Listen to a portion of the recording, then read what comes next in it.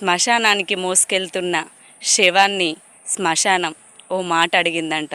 ఏంటో తెలుసా? నీ లగేజ్ ఎక్కడ, నీ ఆస్తులు ఏవి అని అడిగిందంట శ్మశానం. అప్పుడు ఆ శవం ఏం సమాధానం చెప్పిందో తెలుసా? నేను నా ఒంటి మీద ఉన్న వస్త్రములు తప్ప ఒక్క పీచుక పుల్ల కూడా నా వెంట తీసుకొని రావడం లేదు అని సమాధానం చెప్పింది. అప్పుడు శ్మశానం ఏమందో తెలుసా? నీ కోసం నీ వాళ్ళు పెట్టుకునే కన్నీళ్ళే నీ లగేజ్, వాళ్ళు నీపై చూపించే ప్రేమలే నీ ఆస్తి. ఇంకా ఏం కావాలి వాటికన్నా? నీవు బ్రతికున్నన్ని రోజులు ఆస్తులు సంపాదించుకోపోయినా పర్వాలేదు, కానీ నలుగురిలో మంచి పేరును సంపాదించుకో. అవే నిన్ను చిరకాలం గుండెల్లో గుర్తుండిపోయేలా చేస్తాయి.